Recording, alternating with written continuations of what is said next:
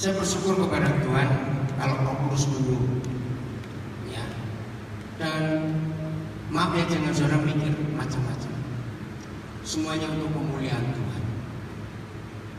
Ketika beberapa temannya Steve yang tahu bahwa setelah dia buta ini dia ikut keliling bersama saya dapat beberapa masukan dari orang yang saya tidak kenal, tapi orang itu temannya Steve.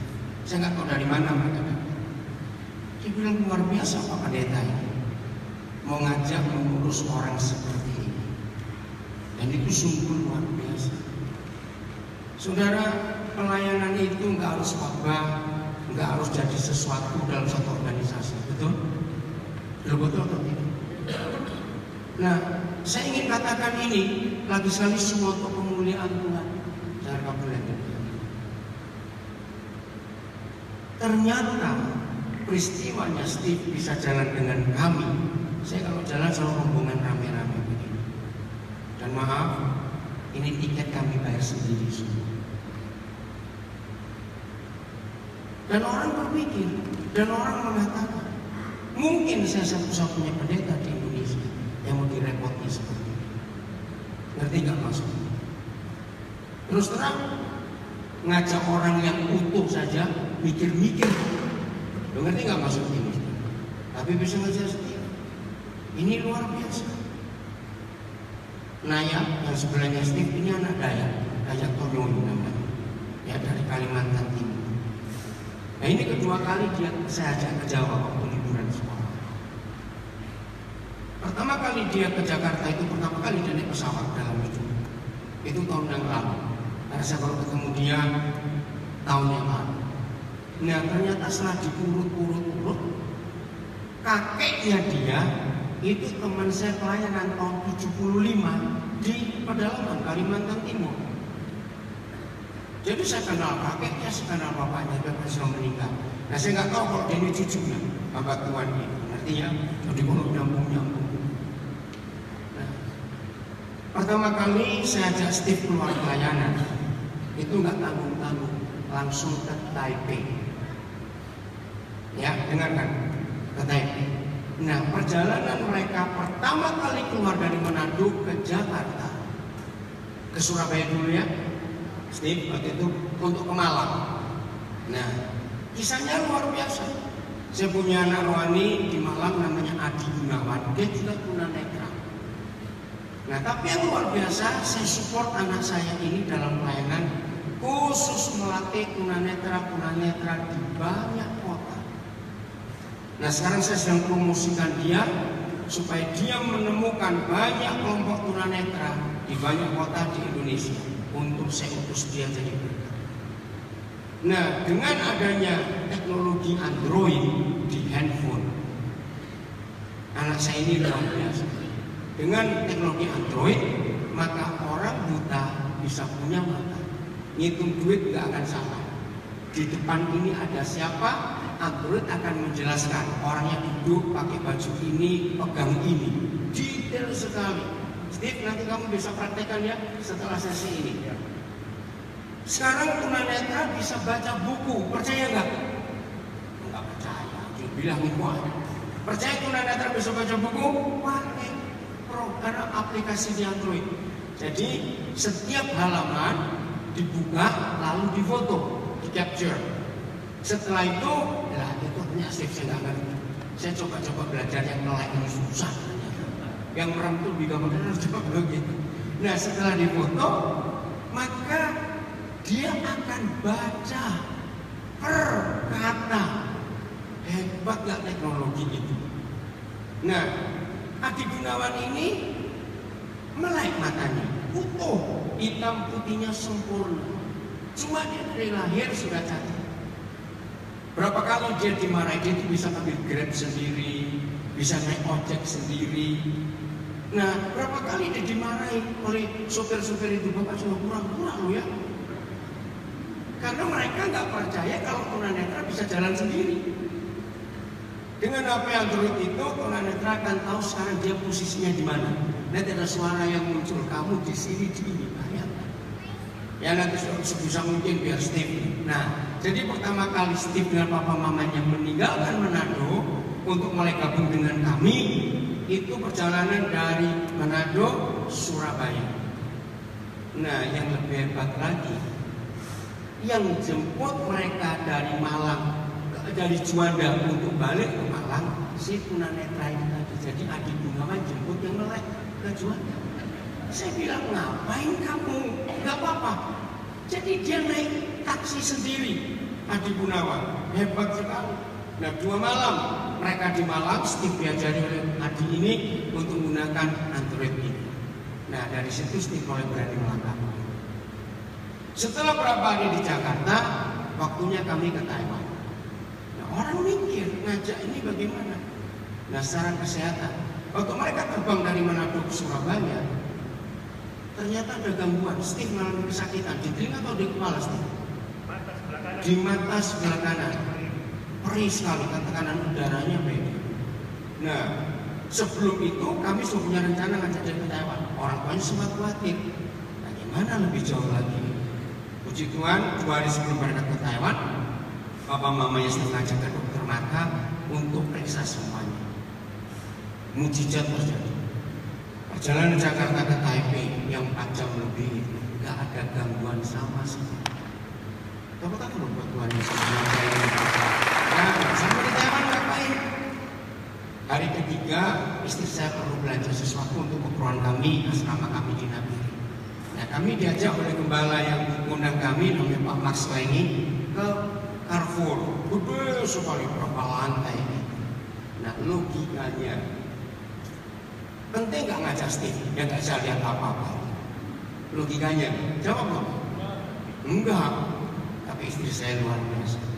Steve, kita jalan-jalan saja. Kami semua nggak mikir jalan-jalan bagaimana. Istri saya punya ide.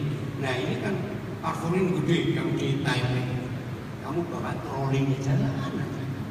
Dapat ide bagus. Nah, ternyata Steve bisa nikmati. Nah, Pak Gembala ini, Mas Lengi sambil nemanin cerita. Steve yang sebelah kiri ini, praktisnya ini, yang sebelah kanan ini sih begini semuanya. Kami pun tidak menyangka kalau Steve bisa nikmati. Coba Steve kamu sisi lagi, Steve, pengalamanmu waktu di Carrefour. Steve, ayo sini. Ya, pengalaman waktu di Carrefour kayak apa? Betul, saudara. Jadi jangan anggap remeh tunanetra, katakan amin.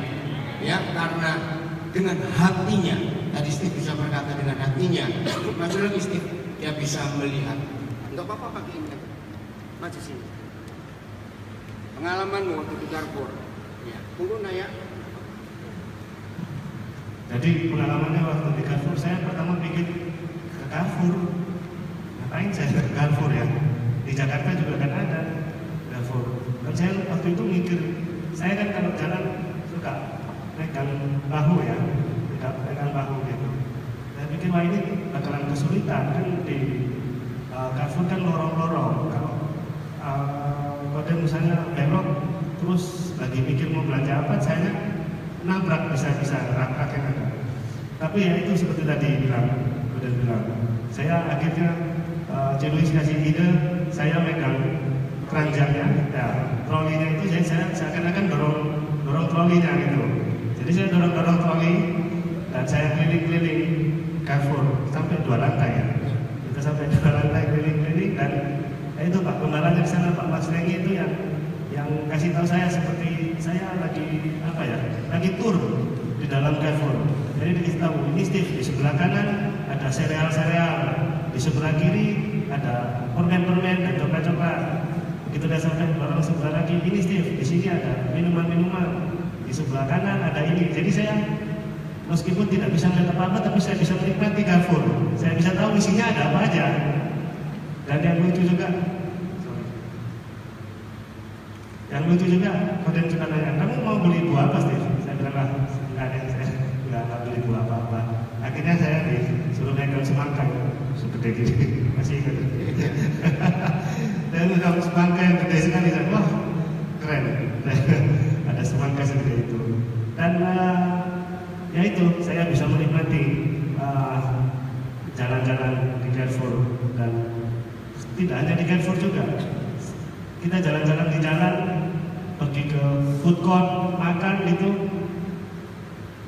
apa ya istilahnya, meskipun saya tidak bisa melihat dan saya sebelumnya tidak pernah pergi ke Taiwan, saya bisa membayangkan seperti apa jalannya, seperti apa food courtnya, seperti apa, hanya dengan saya mendengar saja di sekeliling itu seperti apa. Nah, kira-kira seperti itu. Puji Tuhan, tepuk tangan dong buat Tuhan Yesus. Hebat bukan? Oh, oke, hebat bukan? Nah, dengan anak saya Adi Gunawan itu HP Android yang paling murah. Saya cari yang paling murah karena saya harus beli puluhan HP. Itu 1.600.000. Saya kira-kira sudah beli sekian puluh HP itu. Dan Adi Gunawan itu yang bagikan ke banyak tunanetra. Dan yang Kristen justru sedikit, yang tidak Kristen itu yang banyak dilayani. Nah, kalau saudara ingin bergabung, nanti nomornya saya berikan. Ya, saya harap Adi Gunawan ikuti di live streaming ini. Ya, dia suka sekali ngajar. Yang lebih hebat lagi, dibantu oleh Pak Yusuf. Pak Yusuf mana, dari Malang? Oh, nggak ada. Oh, ada. Angkat tangan dong, yang tinggi. Yus, awas. Angkat tangan yang tinggi. Nah, ini Pak Yusuf bantu. Adi Gunawan sekarang punya institut untuk tunanetra, disupport oleh perguruan tinggi Majung yang di Malang. Nah, Pak Yusuf ini bantu untuk menemukan dengan seorang notaris. Jadi nanti ini institut tunanetra yang pertama di Indonesia, resmi berbadan hukum.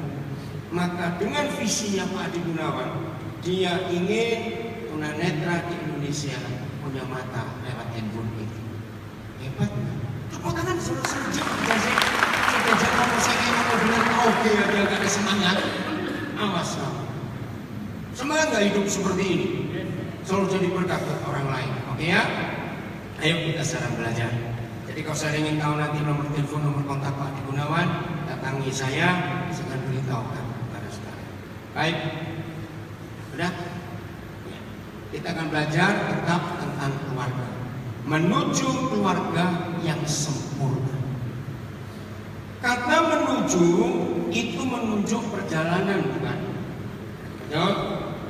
Nah, sesusah apa, sesulit apa sebuah perjalanan, suatu perjalanan, dengar ya, sesulit apa, seberat apa suatu perjalanan, kalau tujuannya jelas. Dengarkan, kalau tujuannya jelas, maka kesulitan dan rasa berat itu jadi penghalang atau tidak untuk terus maju. Nah, untuk menuju keluarga yang sempurna, maka tujuannya adalah kesempurnaan dalam keluarga. Jadi sejak sesi pertama kemarin kita sudah belajar. Ternyata istilah saya saja, mustahil dimustajab kalau keluarga itu bisa sempurna, betul? Karena masalah kan terus ada. Tetapi kalau kita punya gambaran, tahu tujuannya, ingat lagi, sesulit apa, seberat apa, tetap bisa sampai nggak? Jawab, tetap bisa sampai tidak? Bisa. Nah, sesi yang ketiga ini kita akan melihat apa itu keluarga yang sempurna. Tujuannya kemana? Oke?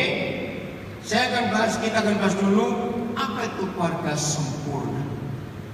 Mari kita buka Wahyu pasal 19 mulai ayat 6. Inilah bentuk keluarga yang sempurna. Baca judulnya. Ayo semua Alkitab dibuka. Saya nggak mau ada yang melamun-melamun itu. Ayo buka Alkitab. Jangan tolak-tolak lagi. Pacarmu ada di Amerika, diam saja semua. Ayo lihat Wahyu 19 ayat 6. Judulnya dulu. Di PowerPoint ada judulnya. Judulnya apa itu? Perjamuan kawin anak domba. Saudara, inilah gambaran keluarga yang sempurna. Ingat ya, satu-satunya agama di dunia. Satu-satunya agama di dunia. Hanya kekristenan. Jangan kamu jangan duduk sampai tinggi. Satu-satunya agama di dunia yang menggambarkan Tuhan yang disembah dengan umat yang menyembah itu hubungan suami istri, hanya Tuhan kita yang aja. Loh kok nggak amin? Saudara, kenapa sih lemas benar? Kalau ada yang penting itu amin kan gitu. Amin. Saya ulangi lagi, satu-satunya agama di dunia yang memberi gambaran bahwa hubungan Tuhan yang disembah dengan hubungan umat yang menyembah itu hubungan suami istri. Yesus itu mempelai laki-laki, gereja apanya? Istrinya mempelai perempuannya. Nah, Wahyu 19 ayat 6 sampai ayat yang ke-15 kita akan baca. Saya nggak tahu diuraikan di ayat mana, ini dahsyat sekali. Ini keluarga yang sempurna. Nah, setelah kita tahu apa itu kesempurnaan sebuah keluarga, baru saudara bisa menarik kesimpulan. Pantas iblis benci keluarga yang sempurna, sebab akhir dari tujuan keluarga yang sempurna itu bisa mengalahkan iblis. Maka itu sebelum iblis dikalahkan, mereka kalahkan balik yang akan mengalahkan. Siapa yang bisa mengalahkan iblis? Keluarga yang sempurna. Ini kita harus tahu rahasia ini, saudara. Perhatikan kalimat pertama ayat 6. Saudara nanti pulang baca dengan teliti, mulai ke Wahyu pasal yang pertama. Ternyata setiap kali Tuhan Yesus Kristus memberi revelation, memberi pewahyuan kepada Yohanes, itu selalu ada suara, didahului dengan suara.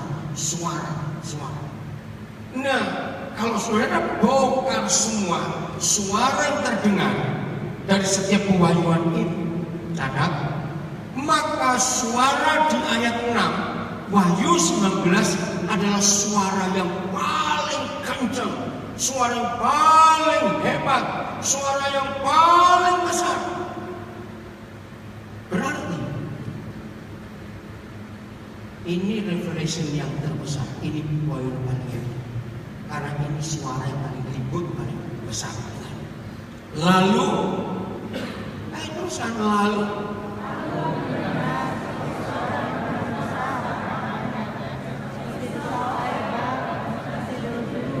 stop. Mengapa sampai ada 3 gambaran yang Yohanes tuliskan? 1, suara seperti himpunan besar orang banyak. 2, suara seperti desau air bah. 3, suara seperti deru guru yang hebat. Kira-kira kalau kita Yohanes, apa komentar kita mendengar sesuatu dengan 3 gambaran ini? Coba sebutkan kepada saya. Sesuatu yang apa? Dahsyat. Apalagi? Ayo cepat saudara mikir. Saya bisa semangat begini, kalau enggak saya pulang aja lah. Yang mau dengar pengajaran hebat masih banyak. Maaf saya berkata, saya nggak suka orang dengar pengajaran nggak semangat. Saya hargai anugerah Tuhan ini. Apalagi? Kaget. Apalagi? Takut. Apa? Heboh. Terlelap. Yohanes bingung. Dari pasal 1 dia nulis sudah sering mendengar suara-suara, tapi yang paling heboh, paling hebat, paling dahsyat cuma ayat 6 dan 11. Ada yang belum menikah, siapkan diri. Jadi di surga itu sudah ada patron. Tahu kata patron? Ya, contoh, pola, gambaran bahwa pernikahan itu harus heboh. Bukan pestanya loh. Bukan. Bahwa pernikahan itu harus wah. Bahwa pernikahan itu harus luar biasa. Harus. Tapi iblis berusaha. Ini yang kita harus jaga.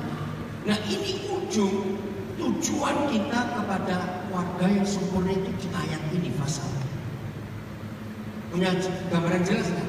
Tapi kalau saya lihat wajah sebagai saudara, wajah kayak sayur disiram air panas. Kenapa gak semangat? Aduh. Nah gitu dong. Apa? Ayo semangat. Berarti kalau saudara lagi gak semangat, rumah tanggamu kayak sayur disiram air panas. Loyo bener. Ayo semangat. Amin. Ini keluarga yang luar biasa. Maaf, saya menghargai kejujuran saudara. Berarti saudara sedang tidak menghargai pernikahanmu sendiri. Harusnya semangat. Betul? Kenapa waktu saya ngajar seperti ini saya bisa antus, saya bisa semangat? Karena Tuhan memberkati pernikahan kami itu luar biasa. Lagi sekali di antara semua saudaranya Pak Edo yang paling sering tahu hubungan kami suami istri, karena kami sama-sama tinggal di Nabi. Setiap hari saya selalu semangat bersuka cita. Tanya anak-anak yang sering kumpul saya. Ketika masalah begitu banyak yang saya harus hadapi, dan 99,99% masalah yang saya hadapi itu bukan masalah saya, dan bukan masalah keluarga kami, itu pasti masalahnya orang lain. Betul? Saya nggak ada Medi, coba tanya. Saya satu kamar dengan Medi. Begitu kami tadi malam masuk kamar, ternyata sinyal simpati mati. Terus Medi ngomong begini, aduh Pak, kasihan ini orang-orang yang perlu Papa nggak bisa ngubungi. Ya gimana? Nggak ada sinyal. Medi bisa ngomong seperti itu karena dia tahu handphone saya punya 4 handphone loh, saudara. Jadi minta apa sih? Semalam saja, tadi ini begitu saya keluar di ruang makan, baru ada sinyal simpati. Saya punya 2 nomor simpati, satu Excel, satu mentah.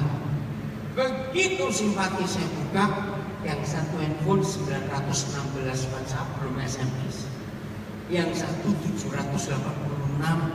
WA. Tadi waktu duduk aja di meja makan, itu semalam saja. Bisa bayangkan? Nah, hanya anak-anak saya begitu banyak beban yang harus pikul. Saya tetap antusias karena pernikahan kami sangat ditolong Tuhan luar biasa. Bukan berarti gak ada masalah, bukan? Ada. Maka itu kalau kita bisa tahu tujuannya, keluarga yang sempurna seperti apa, dengan gambar Wahyu 19 ini, serius, maka pernikahan kita, keluarga kita lagi sekali nggak seperti sayur disiram air panas. Orang Jawa bilang beludung, orang Papua bilang lombok, layu. Amin. Ayo jujur ya, tapi gak usah ngomong dalam hati. Siapa yang sampai hari ini nggak pernah ngomong jengkel kepada pasangannya, cuma dikit-dikit. Ayo jujur, banyak atau sedikit? Banyak lagi bagaimana? Nggak ngomong jengkel, enggak. Berarti keluarga itu seperti sayur disiram air panas. Ayo kita bangkit hari ini. Amin. Ada kemuliaan Tuhan yang luar biasa. Lihat, lalu aku mendengar seperti suara yang benar besar orang banyak seperti desa Herbah dan seperti dari guru yang hebat. Katanya, wah, nggak bisa dirubah. Ayo, intonasinya gimana? Kata apa? Nah, kurang kuat lagi. Ayo, haleluya! Wah, lebih kencang lagi. Amin. Amin di sana. Serius, ini dahsyat. Haleluya! Karena Yahweh Tuhan kita yang Maha Kuasa telah menjadi Raja. Nanti kita akan lihat ya, kenapa jadi Raja. Saya supaya nggak lupa, di gereja-gereja Pantekosta, gereja-gereja karismatik, paling sering pemimpin pujian atau pengkhotbahnya itu mengajak jemaat untuk berteriak, mari saudara kita teriakkan Yesus Raja segala Raja. Sering tidak? Sering tidak? Tapi maaf, cukup banyak gereja yang belum tahu kapan dia menjadi Raja segala Raja. Dua, mengapa dia jadi Raja segala Raja. Yang nomor tiga ini makin celaka, ayatnya pun nggak tahu di mana, cuma bisa ngomong. Nah, hari ini tiga-tiganya saya akan tunjukkan kepada saudara. Amin. Tiga hal yang baru saya katakan tadi, saya nggak perlu ulangi karena waktu. Itu ada di Wahyu 19 ayat 6 sampai 15. Nanti akan bongkar. Maka mulai hari ini, kalau di gereja saudara, pemimpin pujian, pendeta yang khotbah mengajak meneriakkan Yesus Raja segala Raja, saudara tahu ayatnya di mana, kenapa dan mengapa, supaya tahu. Oke, saya ulang ayat 6. Lalu aku mendengar seperti suara yang benar besar orang banyak seperti desa air bah dan seperti deru guru yang hebat. Katanya, haleluya! Karena Yahweh Tuhan kita yang Maha Kuasa telah menjadi Raja. Kapan? Kok bisa? Ayat 7. Korbannya makan gimana? Oh bisa. Oke. Marilah. Ayo, marilah. Nah, sukacita itu sukacita. Jangan begini. Sukacita. Awas. Marilah kita mau bersukacita dan bersorak-sorak. Dan kenapa? Nah, karena hari perkawinan anak domba telah tiba dan pengantinnya telah ngapain? Siap sedia, bukan dasteran. Ngerti maksudnya? Siapa pengantinnya? Kita. Awas mau menikah masih rororan rambutnya, masih digulung-gulung itu kelebihan gulung. Awas. Nah, kalau begitu dengarkan ini. Pengantin laki-laki sudah lama siap atau belum? Sudah lama sih. Tapi siapa yang belum siap? Pengantin perempuan. Tapi begitu gerejanya, pengantin perempuannya telah siap sedia, maka hari perkawinan ini. Jadi menurut ayat ini, bukan Bapa di surga, bukan Tuhan Yesus, bukan para malaikat yang menentukan kapan hari H pernikahan anak domba itu terjadi, kapan hari H Tuhan mati. Menurut ayat ini siapa yang menentukan? Pengantinnya. Sudah siap atau belum? Mengapa setelah kita siap Yesus baru jadi Raja segala Raja? Lanjut ayat 8. Dan kepadanya, penyanyi ini siapa? Cepatlah, penyanyi itu siapa? Kita, gerejanya. Ya, kita. Dan kepada pengantin perempuannya dikaruniakan, diberikan gratis supaya kita apa? Memakai kain lenan halus yang berkilau-kilauan dan yang putih bersih. Lenan halus itu adalah perbuatan-perbuatan yang benar dari kita semua. Jangan terjemahkan santu-santa, bukan. Orang-orang di sini adalah kita yang masih hidup. Tuhan nggak kawin dengan ayat, catat itu baik-baik. Jadi ini bukan santu dan santa, tapi itu kita yang masih hidup. Ayat 9. Sebentar, ayat 8 dulu ya. Tunggu. Kita akan kembali ke pakaian kita. Ya, secara fakta sampai hari ini, mana yang lebih ribet, lebih lama persiapannya? Pengantin laki atau pengantin perempuan? Nah, pengantin repot jadi perempuan. Nah, saya itu kagum melihat Tuhan. Saya nggak tahu, saudara pernah mikirin sini? Maaf ya. Sebetulnya perbedaan fisik tubuh pria dan wanita, maaf lagi saya jangan mikir yang macam-macam. Itu kan nggak beda jauh, kan?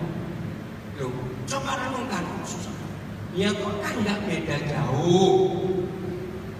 Yang lain jawab, ya gitu, susah bener. Gitu toh. Tapi bedanya itu di sini loh sekarang. Mengapa kalau perempuan dicenteli apa saja itu kok pantas? Coba lagi dicenteli apa-apa. Ngerti kata dicenteli? Itu bahasa Indonesianya apa itu dicenteli? Bukan digantungin loh. Tahu yang dicenteli ya? Itu luar biasa. Coba perempuan itu model bajunya nggak pernah habis, ada saja. Coba lagi, simpel saja. Apa yang terjadi? Ketawa sendiri. Apa yang terjadi pada seorang pria? Simpel. Belahan bajunya di model mirip. Ngerti nggak? Walaupun nggak apa-apa, nggak apa-apa. Tapi aneh nggak? Lo coba jawab aneh. Lihat sepatunya perempuan, dibolongi pinggir, depan, belakang, pantas. Lo coba lagi dibolongi enggak? Lah ini jawab cepetan. Betul tak? Rambut juga begitu. Saya tuh mikir, gimana sih Tuhan cara ciptakan bisa beda? Rambut yang namanya rambut laki dari dulu ya begini. Betul nggak? Coba rambut perempuan di depan kanan bagus, di depan kiri bagus, dan di depan depan muncul. Nah itu saya tuh pernah bayangkan, gimana sih kan perbedaannya kok bisa beda gitu loh. Betul? Kenapa laki perempuan itu pantas kalau pakai celana panjang? Coba laki pakai rok. Loh, pernah mikir nggak? Saya tuh mikir, Tuhan gimana sih? Sampai hari ini saya belum pernah ketemu jawabannya. Kenapa ada beda? Betul ya? Oh, saya bisa ngomong macam-macam perbedaan fisik laki dan perempuan yang nggak beda jauh, tapi begitu ditandani, dicandali apa saja, kenapa jadi beda? Setuju saya ngomong ini? Nah, ini masalahnya. Jadi yang menentukan kapan Yesus jadi raja segala raja, kapan dia datang, siapa mau? Kita pengantin perempuan ini. Oke, kita bahas nanti. Jangan lupa ya pakaiannya. Karena ayat 8 kita akan ulang-ulang. Karena ini poinnya. Nah, ayat 9. Lalu, ia berkata kepadaku, tuliskanlah. Ini break. Berbahagialah mereka yang diundang ke perjamuan kawin anak domba. Katanya lagi kepadaku, perkataannya adalah benar. Perkataan-perkataan dari saya kaget. Pasti sudah belum ngerti. Maaf, kalau bukan Roh Kudus saya nggak akan ketemu rasa. Sehebat apapun, kalau ada orang Kediri, orang Tulungagung, orang Nganjuk, ini daerah sekitar, itu dapat undangan. Ingat, presiden kita masih punya satu anak yang belum nikah satu ya, tinggal satu. Oke, nah yang dua sudah nikah. Nah, suatu hari misalnya ada orang Nganjuk, orang Tulungagung, orang Kediri yang dapat undangan presiden mantu karena anak terakhir. Bangga atau tidak? Jangan, salah. Loh, Cik kenapa begitu Cik? Kenapa nggak boleh bangga? Ini pilihan. Mana lebih bangga jadi tamu presiden yang mantu atau jadi mantunya? Nah, betul? Ini yang buat saya kaget. Kok ada yang diundang? Siapa yang diundang itu? Sebangga-bangganya rakyat diundang oleh pemimpin negaranya mantu. Tetap jauh lebih bangga kalau kita bisa jadi mantu. Maka itu ayat 9 jangan kita banggakan. Karena masing-masing kita nggak ingin cuma jadi tamu undangan. Ngerti sekarang? Loh betul tidak? Jangan bangga jadi tamu undangan. Bertahun-tahun saya mencari jawaban. Siapa yang diundang itu? Baru tahun 87. Waktu pertama kali ke Indonesia. Pertama kali. Dan belum ada lagi sampai hari. Dari bulan Juli tahun 87 sampai Desember 87 Tuhan menyuruh saya untuk membuat sebuah ibadah. Jadi dari tahun itu Roh Kudus memberikan saya beban untuk melayani keluarga, jangan ada perceraian. Saya tidak tahu masih ada orang-orang di sini. Judul pelayanan itu Roh Kudus yang suruh. Daniel, kamu buat sebuah ibadah namanya reli. Tahu kata reli? Bersambung. Judulnya menarik, reli anti perceraian. Saya kumpulkan teman-teman saya pendeta, ada 11 yang bergabung, 12 gereja. Saya mulai dari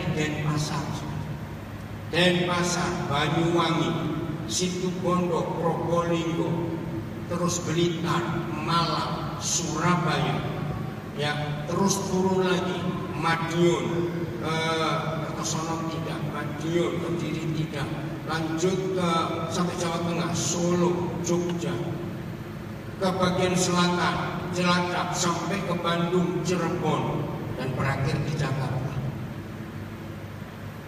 Nah, di antara berapa anggota ikut ada Ibu Pendeta Kristin, Pak Edilio, Sabeton Pangel, Aurusen Afa, dan Pak Ubacarawan, almarhum, banyak lagi 11 orang. Jadi saya minta mereka, saya berikan jadwal ini, dan kalian bisa gabung dulu. Hebat waktu itu, orang baru sadar bagaimana perceraian itu kebencian Tuhan. Perceraian itu merusak generasi berikut. Perceraian itu menghadirkan neraka ke dunia.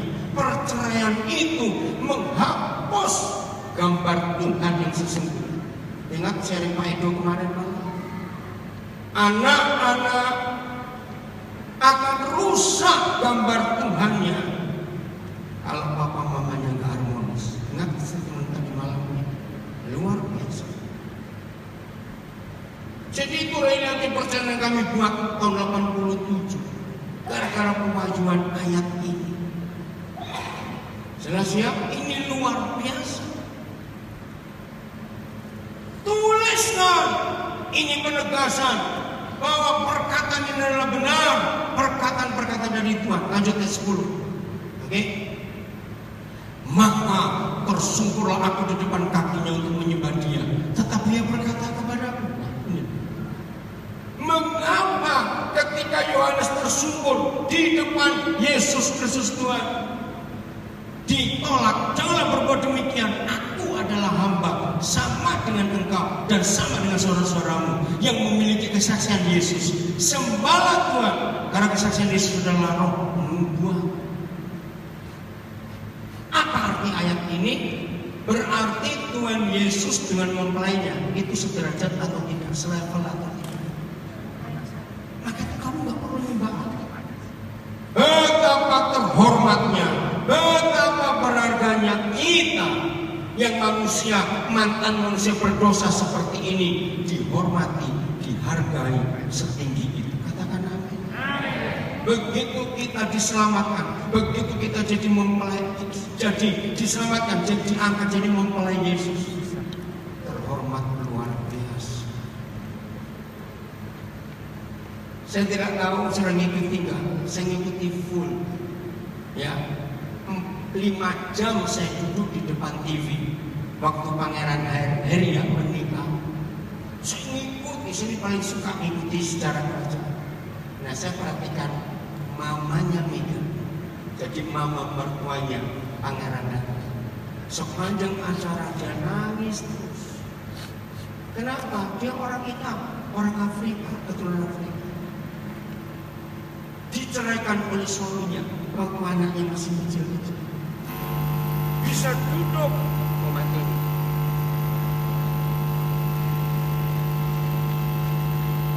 Gimana matinya?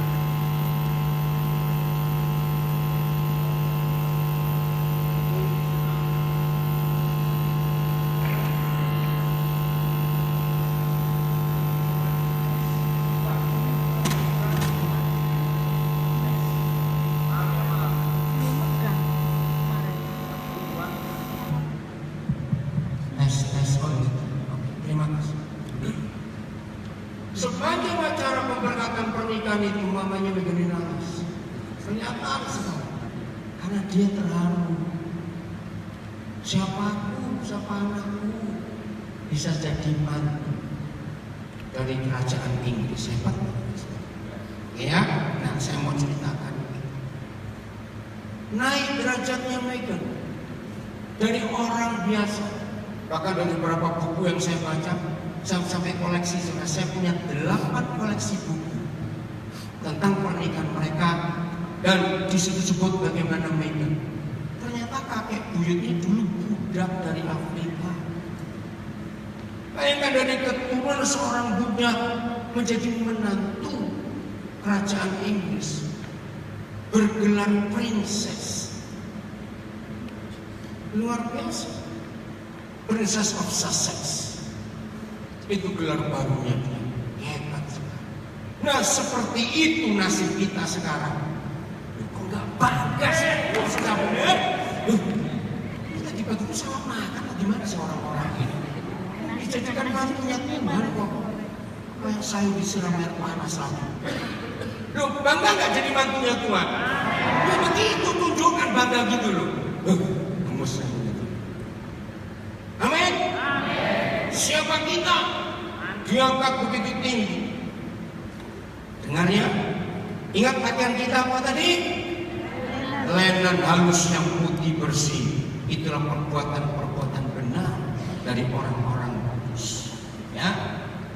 Jadi kita ini selalu ketika Yohanes bukan takut, gentar, gemetar, menghadapi raja segala raja. Dia nyembah, itu otomatis. Yesus ada, jangan sembah aku. Kamu itu sama. Lo nggak aman. Disamakan dengan Yesus loh. Beda pun orang Nganjuk, Kediri, Tulungagung, karena dia pakai orang-orang. Oke, ayat 11. Nah, di dalam Alkitab saudara, antara 10 dan 11 ada pembatas. Nah, itu sama. Mulai hari ini, Wahyu pasal 19 ayat 6 harus dibaca bersambung sampai berikut selesai. Jangan diputus. Itu yang mengganggu pewahyuan kita gara-gara salah penulisan pembagian ini. Judulnya ganti, tapi artinya sama. Apa judulnya 11 Alkitab saudara? Firman Tuhan. Sebetulnya betul, cuma karena terputus. Bayangkan, dari pernikahan pengantin jadi firman, kan gak ada hubungannya. Maka itu hapus dulu kata firman, tapi itu betul. Ayat 11. Lalu aku melihat surga terbuka. Stop dulu. Saya percaya di ruangan ini gak ada orang yang gak pernah ngadiri pesta pernikahan. Kalau sampai ada, saudara pasti makhluk dari planet lain. Betul? Ada yang gak pernah ngadiri pernikahan? Saya nggak tanya bayi-bayi yang lagi tidur di kereta itu kayak sudah gede-gede. Nah, kata lalu aku melihat surga terbuka. Bayangannya begini. Setelah selesai pesta, undangannya kemana? Jawaban cepat. Undangannya pulang. Harus kamu mengikuti pengantinnya. Kamu rusuhin kamu. Lihat kayak itu ngerecoki saja. Nah, undangan pulang, pengantinnya bagaimana? Ayo cepetan. Pengantinnya keluar dari tempat pesta. Nah, ini yang terjadi. Lalu aku melihat surga terbuka. Sesungguhnya ada seekor kuda putih. Nah, ini kalau bukan hikmat Roh Kudus, sulit kita mengerti. Sebab setelah pesta nikah, kok muncul lihat kuda putih dan ia menungganginya penuh setia dan yang benar, yang menghakimi dan berperang dengan adil. Nyambung gak? Nyambung tidak? Coba jawab. Sama sekali tidak. Tapi lihat ayat 12. Akan ketemu sambungannya. Ayat 12. Dan matanya 13, saya lompat dulu, jangan 12. Nah, enggak apa-apa 12, karena bingung nanti kita. 12 ya. dan matanya bagaikan nyala api. Sebentar, 11-nya ada yang ketinggalan saya. Maaf, balik sebentar ya. Lalu aku melihat surga terbuka, sesungguhnya ada seekor kuda putih dan ia yang menungganginya bernama Setia dan yang benar. Ia menghakimi dan berperang dengan adil. Ayat berapa ya? Pasukan di surga ngikut. Oke, saya teruskan dulu. Oh, 14 ya. Oke, urut-urut 12 ya. Dan matanya bagaikan nyala api, dan di atas kepalanya terdapat banyak mahkota, dan padanya ada tertulis suatu nama yang tidak diketahui seorang pun kecuali dia sendiri. 13. Dan ia memakai jubah yang telah dicelup dalam darah, dan namanya ialah Firman Tuhan. Nah, 14 ini hubungannya. 14. Dan semua pasukan yang di surga mengikuti dia seroh.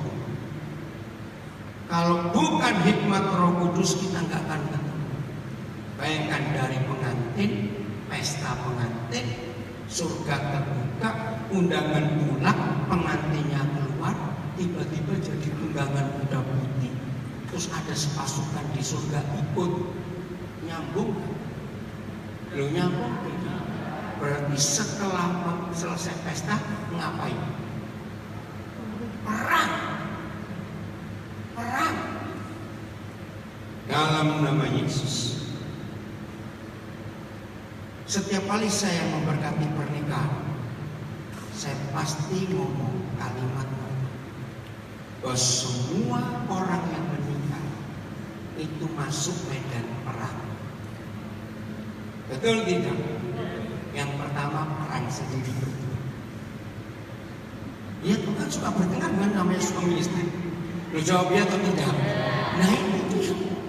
Nomor 2, kita perang dengan si jahat, karena mereka nggak suka keluarga kita harmonis. Inilah arti pernikahan yang sesungguhnya, bahwa masuk medan perang. Saya selalu pakai istilah begini kalau saya konseling pernikahan, berkati pernikahan. Saya ingin ngomong pahitnya dulu. Berarti kata pahitnya dulu. Ya, yang belum menikah awas.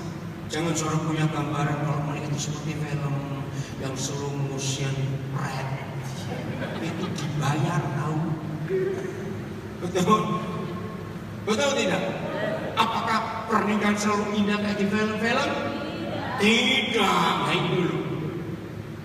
Jadi kita harus lihat fakta dalam pernikahan. Ada seorang anak Tuhan disiplin. Kurang ajar betul kok anak. Dalam arti ini. Nah, mamanya itu sudah sering berkata kepada saya, ini ada gadis. Surat model, anak saya itu menikah. Sudah sih, saya sudah berkali-kali nunggu, tapi nggak mau. Satu hari dia jengkel. Karena saya selalu kalau buat apa mau kapan menikah. Dia ngomong begini. Kalau saya disuruh nikah, maka kalau zaman saya maka kalau kemudian khotbah soal pernikahan, jangan ngomong yang jelek-jelek, jangan ngomong perang, saya baru mau menikah. Ya nggak bisa. Ngerti nggak maksud dia ngomong begitu? Justru dia takut menikah karena ketika saya tunjukkan kebenaran. Ngerti ya maksud itu? Kan memang itulah fakta pernikahan, perang. Betul? Maka itu kemarin senjata yang apa itu kekayaan yang paling berharga dalam pernikahan kita adalah mengampuni. Sebab akan terus terjadi masalah dalam pernikahan kita. Maka itu ketika ayat 14 disebut semua pasukan yang di surga mengikuti dia dan semua pasukannya menunggang kuda putih yang sama. Betul nggak?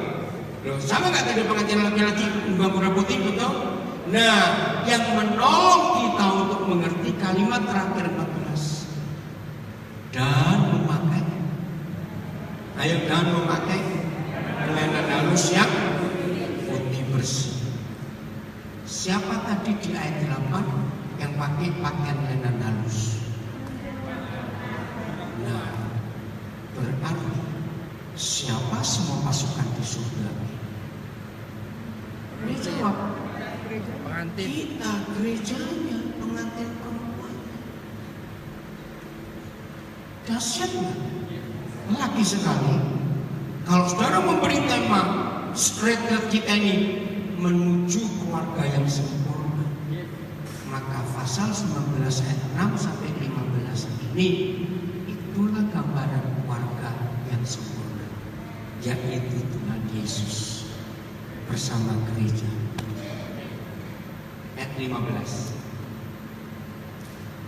Dan dari mulutnya, sampai 16 berarti saya salah. Sampai 16 ya, bukan sampai 15. Dan dari mulutnya keluarlah sebilah pedang tajam yang akan memukul segala bangsa, dan ia akan menggembalakan. Ayo, kenapa lagi? Kalau Febri, kenapa? Febri. Maaf ya, ibu rumah, maaf.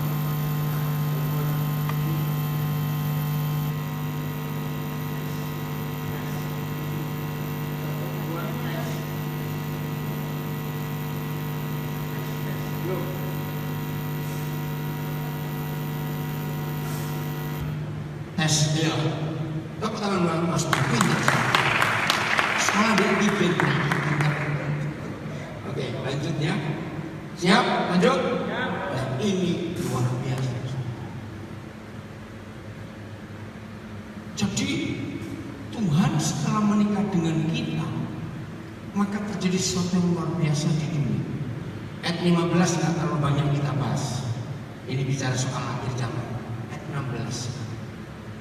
Setelah pernikahan, dan pada jubahnya dan pahanya, pelan-pelan, dan pada jubahnya dan pada pahanya. Ingat sesi kedua kemarin, setelah kita menikah, suami jadi gambaran kepala, istri jadi gambaran tubuh. Nah, kalau ada firman pada jubahnya dan pada pahanya, itu bicara siapa? Tentang siapa? Tubuh. Siapa tubuhnya? Kita. Saya kagum pada ayat ini. Padahal secara resmi yang punya nama itu kepala. Betul nggak? Maksudnya begini, dengar ya. Kalau masing-masing kita suami, papa, punya pas foto setengah badan, dengar. Terus kita gunting kepala foto itu, cuma tinggal badan. Tunjukkan ke istri kita, tunjukkan ke anak-anak kita. Kira-kira bisa nebak nggak ini fotonya siapa? Tanpa kepala. Ayo, kenapa tidak bisa? Karena nama itu di kepala, bukan di badan. Tetapi dalam pernikahan anak domba ini, Tuhan Yesus menitipkan namanya kepada tubuh. Amin, dahsyat. Maka itu namanya bukan di kepalanya, namanya ada di mana aja? Di jubah dan pah. Kalau di jubah saya masih bisa ngerti. Betul? Di biasa ada kiri, dada itu kan ada nama itu. Kiri ya. Nah, itu di jubah. Saya masih bisa ngerti. Tapi kalau di pahanya, ngapain nama ada di paha? Nah, bukan tato. Lain. Ini yang suka pakai tato mesti pakai ayat yang bisa tonjok. Awas. Bukan, ini rahasia luar biasa. Nanti saya akan katakan kalau sempat waktunya. Saya lanjut. Setelah Yesus menyatu dengan gerejanya, yaitu istrinya, mempelai perempuan, namanya jelas, yaitu siapa namanya? Raja, segala raja, dan Tuhan di atas segala Tuhan. Terjemahan betul adalah rajanya raja-raja dan Tuhannya Tuhan yang lain. Nah, inilah satu-satunya ayat di seluruh Alkitab yang menyebutkan Yesus Tuhan kita itu Raja segala Raja dan Tuhan di atas segala Tuhan. Ini satu-satunya. Maka 3 pertanyaan terjawab. Kapan dia bisa punya pangkat Raja segala Raja dan Tuhan segala Tuhan? Jawabannya setelah dia menyatu dengan tubuhnya. Mengapa? Setelah dia menyatu dengan tubuhnya, baru disebut Raja segala Raja dan Tuhan segala Tuhan. Berarti sebelum dia bisa bersatu dengan tubuhnya, menikah dengan gerejanya, bisa nggak dia disebut Raja segala Raja? Pangkatnya itu tidak. Dan perhatikan, berarti sebelum dia punya pangkat Raja segala Raja yang tertulis di jubahnya dan paha, setan bisa dikalahkan atau tidak? Jawab, setan bisa dikalahkan atau tidak? Tidak. Jadi mengapa dia bisa punya pangkat Raja segala Raja setelah menikah dengan kita? Siapa bisa jawab? Oke, kita buka Efesus 1 ayat 21 sampai 23. Ini jawaban. Maka itu saudara, pernikahan itu penting, katakan kami. Awas kamu anak-anak muda. Saya punya kalimat yang banyak gak disukai orang, tapi saya tetap akan ngomong. Kalau engkau nanti menikah, lalu asal kawin, asal beranak, babi, kucing, anjing, udah kamu. Betul? Berhenti kamu. Yang hobinya nge-seks kiri kanan, matilah kamu. Itu merusak. Betul tidak? Sudah banyak korban. Anak-anak lahir gak jelas siapa bapaknya. Ini yang merusak. Akhirnya lahir generasi yang tertolak, generasi yang hancur. Stop. Satu-satunya hal yang paling sadis yang iblis buat untuk merusak keluarga adalah seks bebas, free sex, catat. Maka itu saya minta dalam nama Yesus yang sedang pacaran. Ingat, pendeta saja enggak kebal terhadap dosa percabulan. Ya atau tidak? Coba-coba. Tidak. Mungkin semua kita bisa menolak untuk jadi pembunuh. Betul? Amin. Amin. Mungkin semua kita bisa menolak untuk jadi pencuri, apalagi perampok. Tapi aneh, dosa seks sulit kita tolak. Betul nggak saya berkata? Maka itu jaga. Dengar sedang pacarannya. Dalam nama Yesus, yang sedang pacaran, celakalah kamu kalau berduaan di tempat yang tertutup. Dengar ini baik. Korban sudah banyak. Betul saya bicara? Henti. Pokoknya ingat, nggak ada orang yang tanpa dan seks. Tidak ada. Semua yang namanya manusia termasuk hamba Tuhan tidak ada. Ingat ini baik-baik. Nah kita sedang pacaran, jangan coba berdua di tempat tertutup apapun alasan. Dengar, supaya hidup nggak dihancurkan iblis. Supaya nanti kau masuk pernikahan dengan benar. Gadis-gadis jaga diri. Anak-anak saya yang perempuan, saya beri 3 jurus. Kalau cowok mau minta cium saja, baru cium. 3 jurus cepat, yang cowok, yang cewek jangan. Yang cowok buka kuping dulu. Pertama, kumpulkan kekuatan di tangan kanan. Sambil memutar yang cewek-cewek gitu. Ini baru minta cium. Mengumpulkan kekuatan.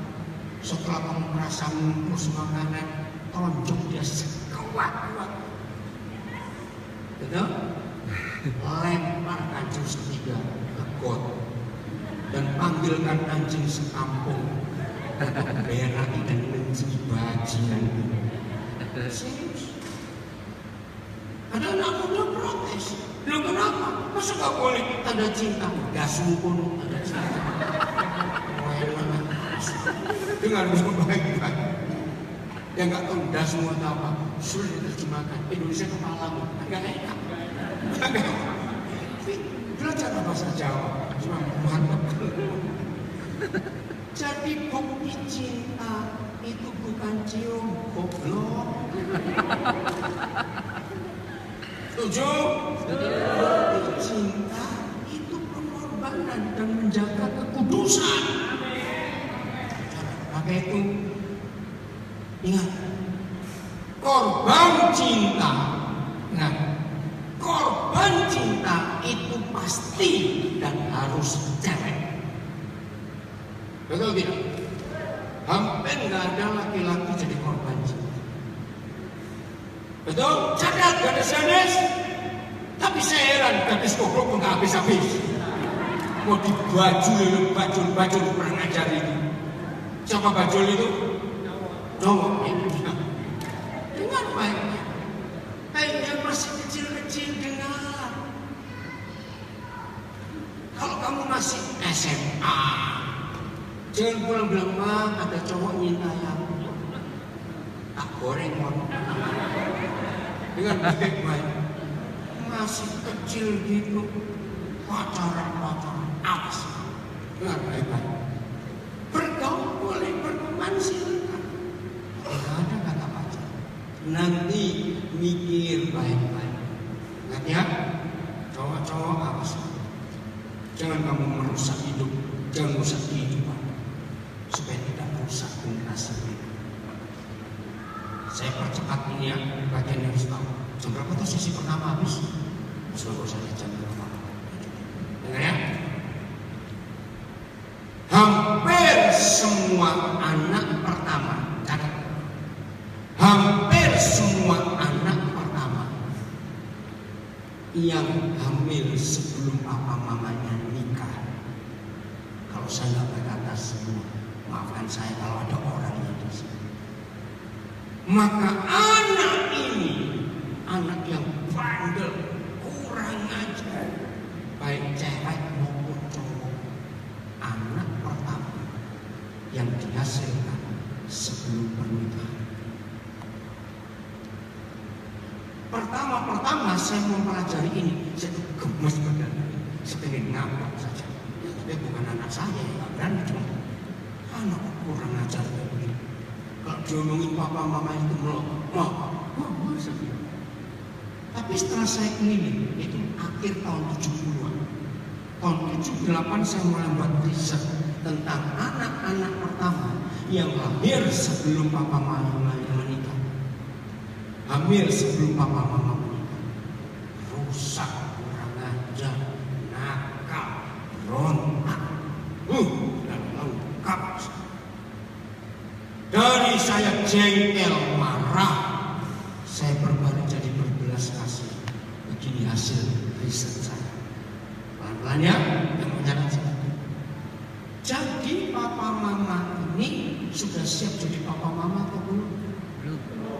Ingat Pak Edo kemarin ngomong, ada sebuah kasus, sebuah pernikahan bertengkar terus.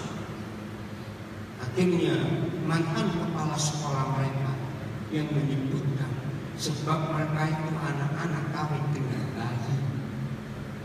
Kalau anak-anak kawin dengan bayi, berarti mama papanya lebih lucu dari anaknya. Ngerti gak maksud kalimatnya? Ini loh bahayanya. Dengar ya. Papa mama yang belum siap jadi papa mama, berat atau ringan beban itu? Ketika suami istri yang terpaksa ini harus hidup sebagai suami istri dan ada sekecil yang ngomong. Ketika mereka saling jengkel berdua, siapa yang jadi tumpuan kemarahan pertama? Anak ini. Tiap kali mereka ribut, tiap kali uang susu nggak ada, tiap kali uang ini habis, pasti marah. Gara-gara kamu.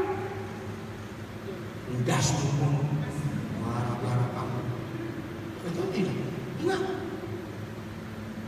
Langkah kedua.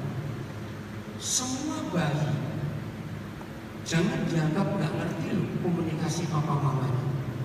Ngerti tidak? bukan tahu, beda. Kalau tahu mereka tidak tahu, tapi ngerti. Papa mama yang jengkel, catat, yang belum menikah, dengar ya, nanti kami akan ngomong. Papa mama yang jengkel, bayinya akan rewel tengah malam. Yang sudah menikah jawabnya atau tidak? Nah, aneh. Bayi ini tahu nggak kita ribut? Enggak. Tapi ngerti, beda loh tahu dengan ngerti. Kalau mereka nggak tahu ini kenapa ada orang ini, nggak tahu. Tapi kok ada yang nggak enak ya di rumah ini? Dengarkan yang ketiga.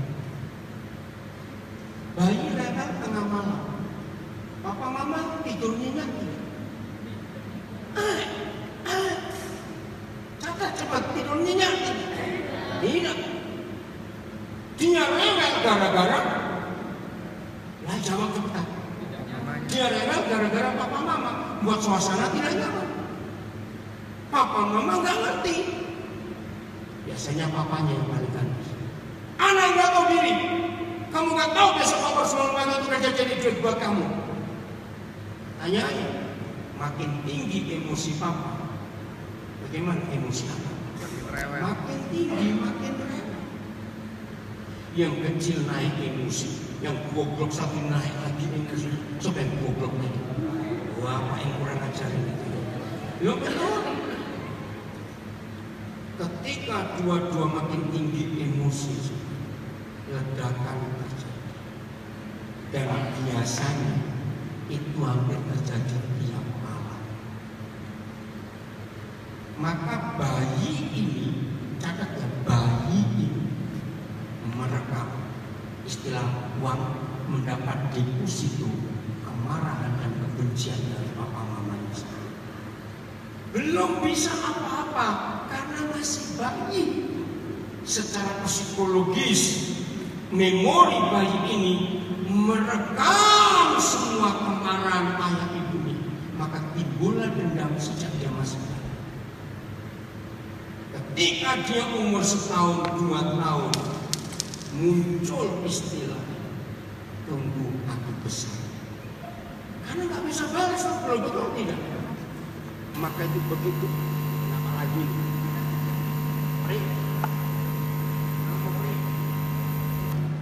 Tes ya.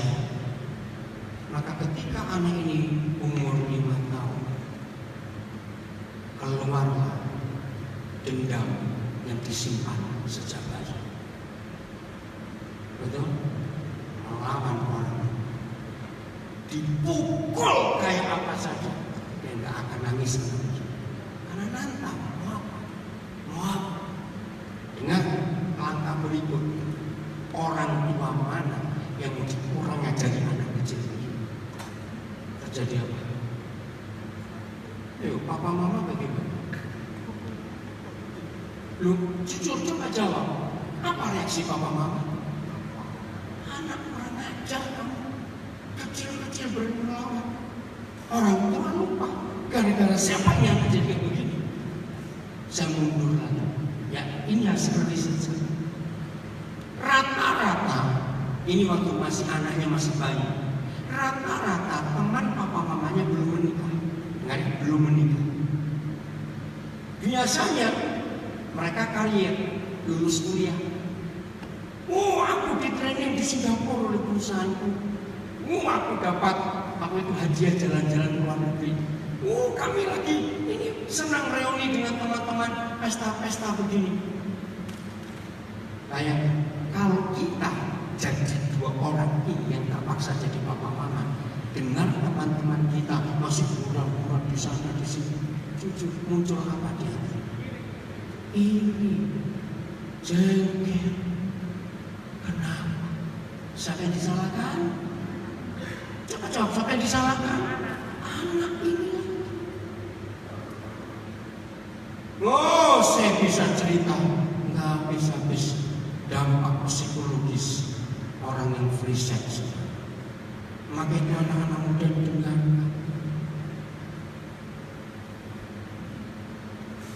Kira-kira saudara setuju gak dengan riset saya? Masalah belum selesai. Setelah sekian tahun rumah tangga pulih, sudah mulai dewasa. Ingat Pak itu bilang lucu, sempurna itu bukan usianya, tapi sudah dewasa atau belum. Ingat. Kapan seorang sudah dewasa? Alkitab tidak memberi angka umur, tapi ada dua contoh. Lihat Adam. Kapan Adam dinikahkan? Setelah tanggung jawab yang Papa beri untuk mengelola taman dan memberi nama semua binatang selesai. Betul? Begitu tanggung jawabnya selesai, baru Hawa disiapkan. Begitu pula Yusuf. Nah, kalau Yusuf ada angka umurnya, dia menikah umur 30. Tapi bukan angka umur. Maka kita sudah dekat-dekat lewat 29, jangan banyak ini.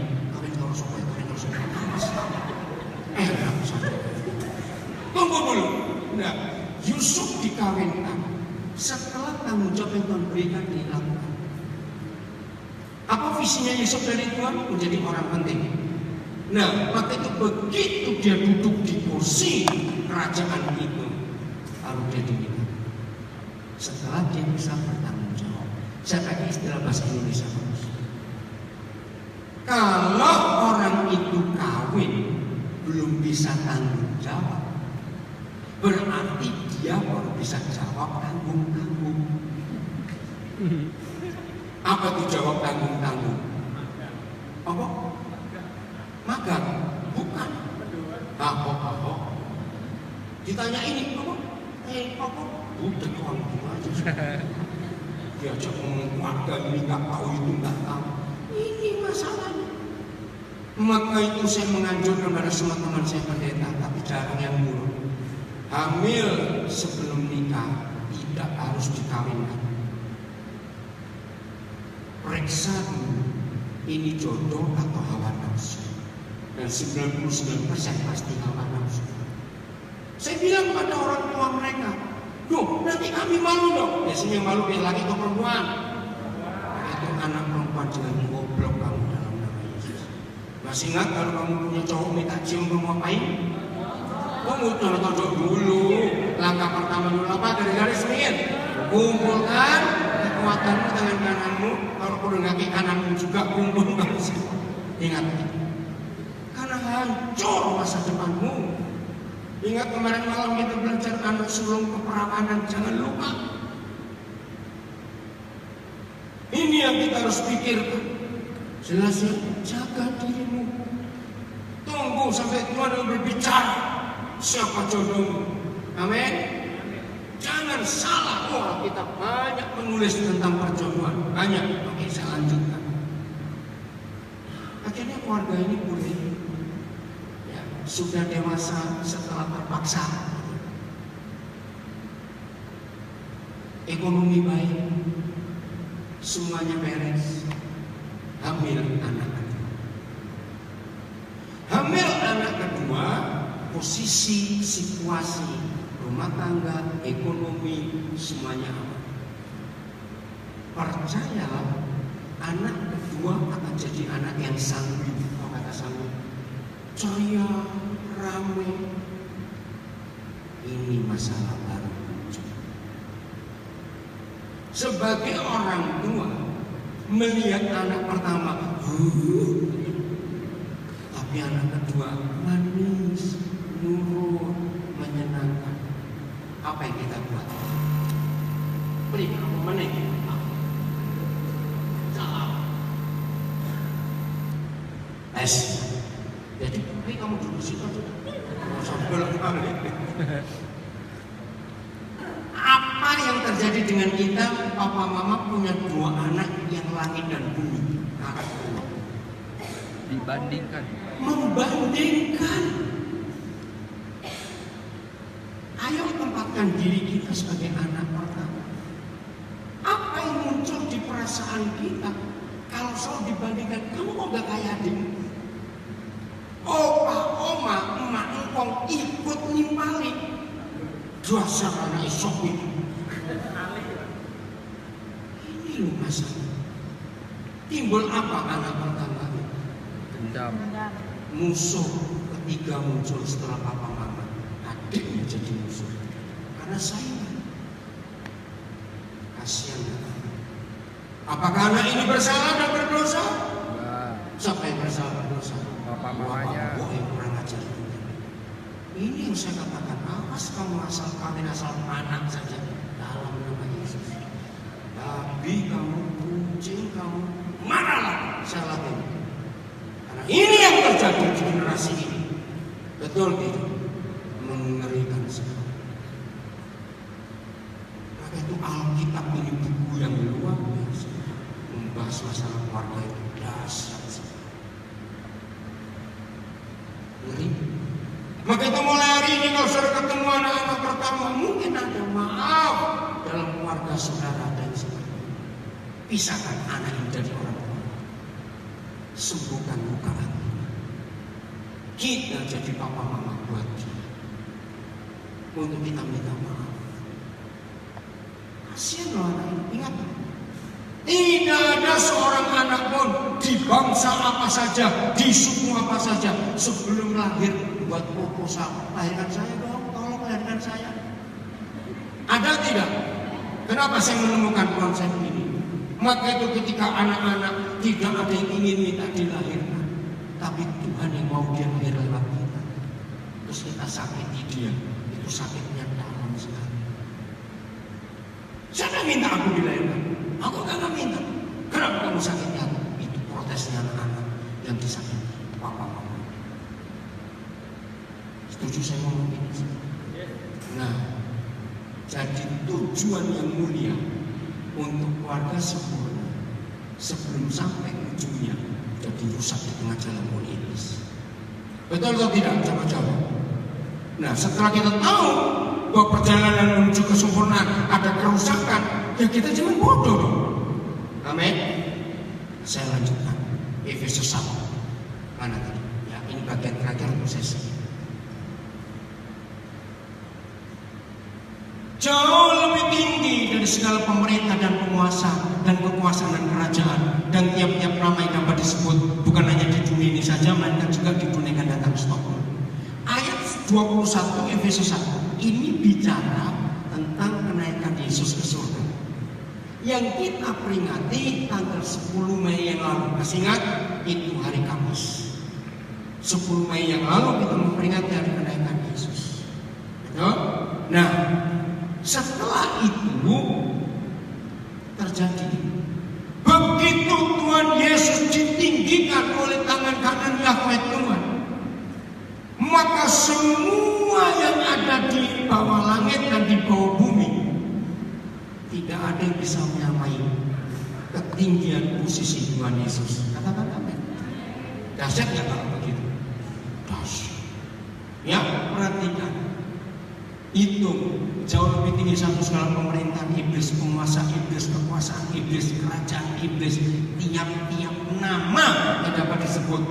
Penyakit punya nama tidak? Loh, jawab punya nama tidak? Panu aja namanya, panu.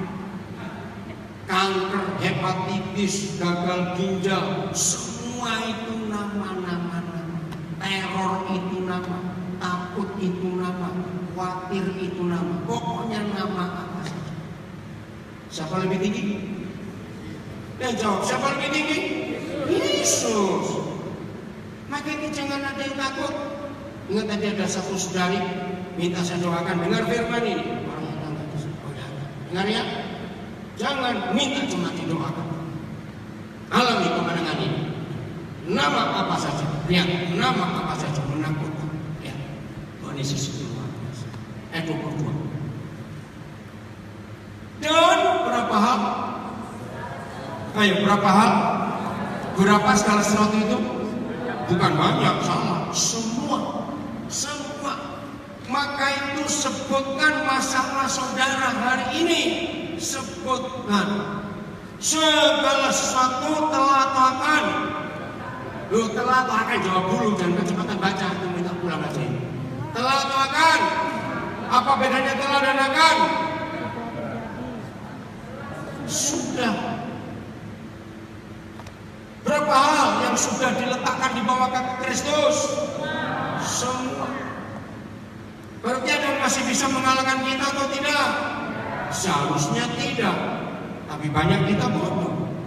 masih dikalahkan oleh ini, oleh itu, dan macam-macam lagi. Lihat, segala sesuatu telah diletakkan di bawah kaki Kristus setelah dia ditinggikan oleh Bapa di surga, dan dia telah diberikannya, nyanyi itu Yahweh Tuhan Bapa di surga, kepada gereja sebagai apanya? Kepalanya. Wah, ini luar biasa. Jadi ingat kemarin kita sudah belajar, begitu seorang cowok menikah, dia potong apa? Badan. Ternyata Tuhan Yesus pun setelah menjadi mempelai laki-laki dari gereja, dia rela potong badan. Jadi yang sekarang di surga itu cuma kepalanya saja, badannya yaitu gerejanya masih ada di bumi. Ayat 23. Oke. Nah, ini terjemahnya kurang jelas, tapi saya baca dulu. Gereja yang adalah tubuhnya, yaitu kepenuhan dia yang memenuhi semua dan segala sesuatu. Agak sulit dicerna, tapi begitu. Kalau saudara kenal seorang pintar, jenius, dia profesor hebat, dia dosen hebat, maha guru hebat, pasti yang pintar kepala atau perut? Kalau bilang pintar, ya gimana? Kepala atau perut? Kepala. Sehebat-hebatnya profesor ini, bisa nggak dia berkata waktu mau ke kampus memberi kuliah, badanku kamu tunggu di rumah, yang aku jalan sendiri. Ngerti nggak ilustrasi? Bisa tidak? Tidak, maksudnya lari semua. Yang ngomong cuma kepalanya saja. Nah, arti ayat 23, sehebat-hebatnya Tuhan Yesus tanpa tubuhnya, dia apa? Bukan cuma manusia. Sehebat-hebatnya Yesus sebagai kepala tanpa tubuhnya, dia tidak berdaya. Kita ini tubuh. Maka itu sebelum, selama, kapanpun, sebelum Yesus bisa menikah dengan gerejanya, maka dia tetap tidak berdaya. Ngerti? Ini tujuan kesempurnaan pernikahan. Maka itu pertanyaan ketiga dari Wahyu 19 tadi. Ingat pertama kan mengapa? Kapan? Dia raja segala raja. Jawabannya, loh, maksud lupa. Kapan dia disebut raja segala raja? Cepetan. Setelah dia menyatu dengan gerejanya. Ini ayat 2. Mengapa? Ini jawabannya juga. Karena kepala sehebat apapun tanpa badannya dia nggak bisa. Jelas? Ini pertanyaan kedua terjawab. Luar biasa. Jadi kondisi butuh kita tidak? Jawab, butuh kita tidak? Sangat membutuhkan. Sangat. Karena kita kelengkapan dia, kita keutuhan dia, kita kepenuhan dia. Ini luar biasa. Nah, ketiga, kok bisa begitu menyatu terjadi sesuatu yang luar biasa? Ini rahasia yang hebat. Karena dari mulutnya, ya tadi Wahyu 19, coba kembali ke ayat berapa ya? Dari mulutnya 12, ayat 13. Wahyu 19 ayat 13. Ini, oh Tuhan terima kasih. Kita nanti belajar sedikit anatomi tubuh manusia. Ya, kita belajar anatomi tubuh manusia. Wahyu 19. Oh bukan, yang dari mulutnya 14. Betul? Atau 12? Bukan, dari mulutnya keluar sebilah pedang tajam. Oh 15 ya. Oke, terima kasih 15. Nah, maaf. Dari mulutnya keluar sebilah pedang tajam yang akan memukul segala bangsa setan-setan. Itu tadi yang Efesus 1 ayat 22, ayat 21. Segala pemerintah, penguasa, kerajaan, nama-nama itu baru akan selesai kalau dari mulut manusia keluar sebilah pedang tajam. Nanti saudara baca di Yesaya 11. Yesaya bernubuat dari mulutnya Tuhan Yesus akan menghakimi. Oke, boleh lihat. Coba buka aja ya, sudah jelas. Wahyu Yesaya 11 ayat yang keempat. Yesaya 11 ayat yang keempat. Tetapi ia akan menghakimi orang-orang lemah keadilan dengan menjatuhkan keputusan terhadap orang-orang yang tertindas di negeri yang kejujuran. Dia akan mengajar bumi dengan perkataannya, seperti dengan tongkat dan dengan nafas mulutnya yang akan membunuh setan-setan itu. Ini Yesus. Coba lihat judulnya ayat 1 apa? Yesaya 11 dipakai. Raja damai yang akan datang. Siapa dia? Yesus. Nah, kalau dia datang, ini terjadi. Dari mulutnya akan menghancurkan setan-setan. 2 Tesalonika 2 ayat yang ke-9. Coba 2 Tesalonika 2 ayat yang ke-9. Oh, ayat 8, maaf. Ayat 8. Pada waktu itulah si penuraka baru akan menyatakan dirinya. Tetapi Tuhan Yesus akan apa? Membunuh si setan itu dengan nafas mulutnya. Nah, saya belajar ini dari Paulus.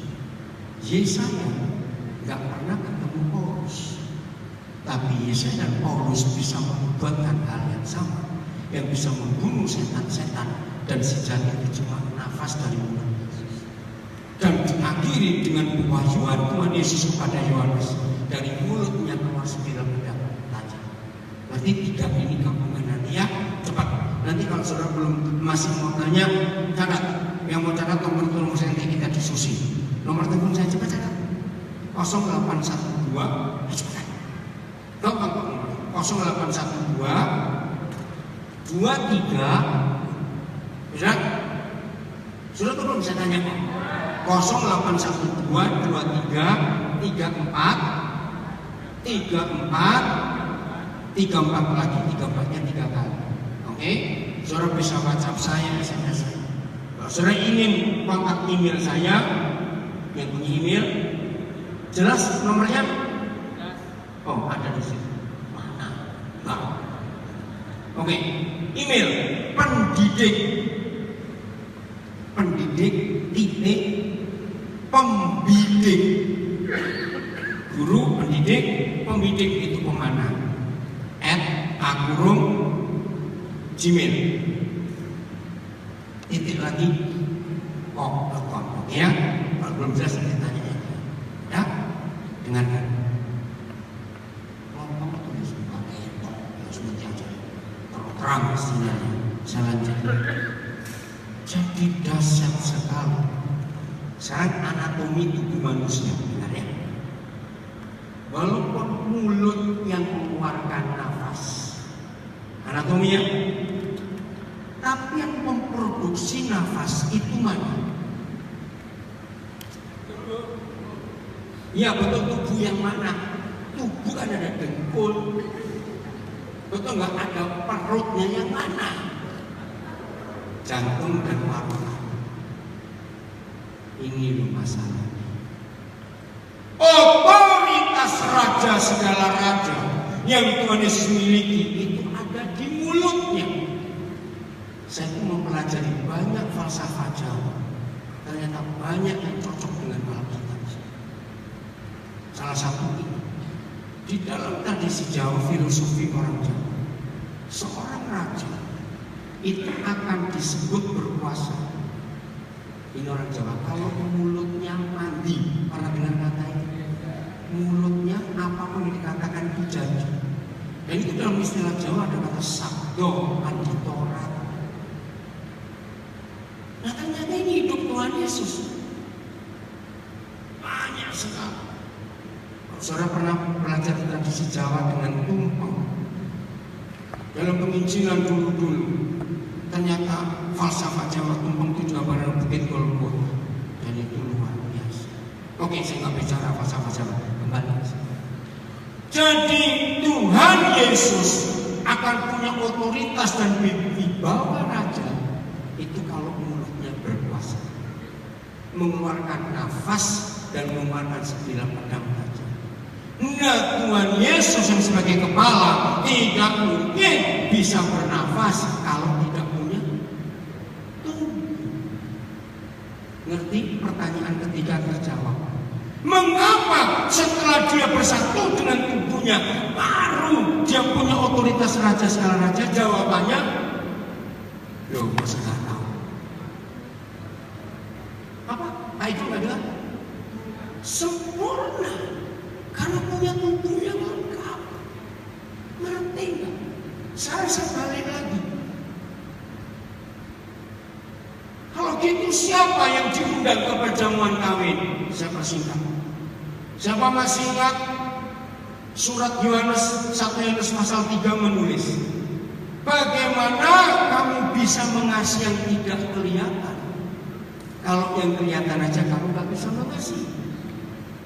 Betul? Ini terjemahannya. Bagaimana kita bisa menikah?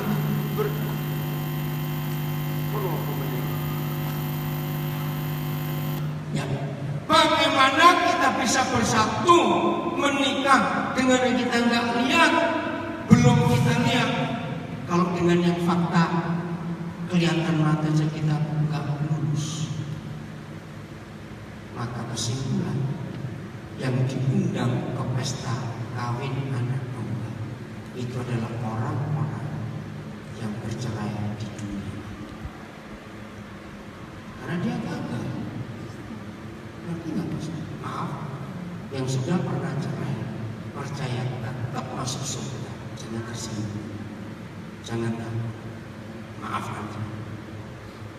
Ketika Roh Kudus membukakan saya, maka itu luluslah dengan yang menjengkelkan ini. Enggak apa, walaupun dikit, luluslah, amin.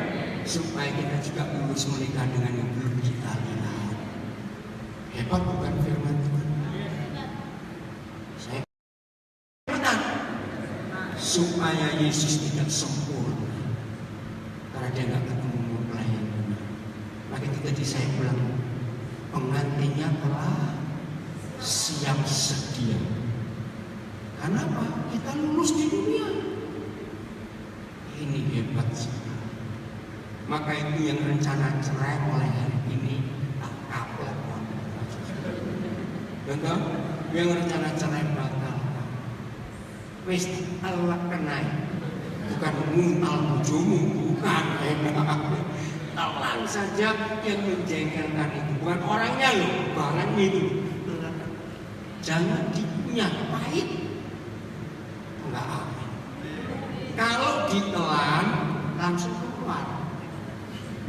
Oh enggak amin. Betul? Kalau dikunyah itu pahit. Itu yang enggak tahan kita. Sudah telan saja. Begitu apa saja pasangan kita, begitu pula kita sering buat pasangan kita juga begitu, betul? Allah kenal. Iya. Kalau susah melan pakai pisau. Amin. Selesai. Betul? Luar biasa kalau kita hidup pernikahan seperti itu. Tahu tujuan kesempurnaan? Tahu? Belum tahu. Yesus sempurna karena dia bersatu dengan Tuhan. Kita harus berterima kasih kepada Bapak itu yang punya pengertian itu. Amin. Sempurna. Yesus akan sempurna tanpa kita. Yang terakhir, ini anatomi tubuh manusia. Tadi kita sudah lihat ayat 22, segala sesuatu diapakan? Efesus 1 ayat 22 benar. Segala sesuatu telah diletakkan di mana? Di bawah kaki Kristus. Oke, anatomi tubuh manusia. Berarti yang menjadi iblis itu kita atau Yesus? Ayo jawab. Gereja atau kepala? Gereja. Kenapa? Saudara berani berkata yang menjadi setan itu kita? Iya, karena kaki itu di tubuh. Maka itu jangan bilang kaki Yesus itu kepala Yesus itu kepiting. Betul? Ini anatomi. Nah, mengapa setan belum kalah sampai sekarang? Karena tubuhnya belum sempurna, belum bersatu. Nah, model begini jangan lagi minjak setan, minjak kacau aja nggak ngepek. Ngerti maksudnya? Karena kita nggak punya kuasa. Ayo saudara mulai hari ini jaga pernikahan kita untuk saling mengampuni supaya kita menuju kesempurnaan. Kalau semua kita lulus di dunia sebagai suami istri, maka pengantinnya telah siap. Kepala Tuhan memberkati kita semuanya.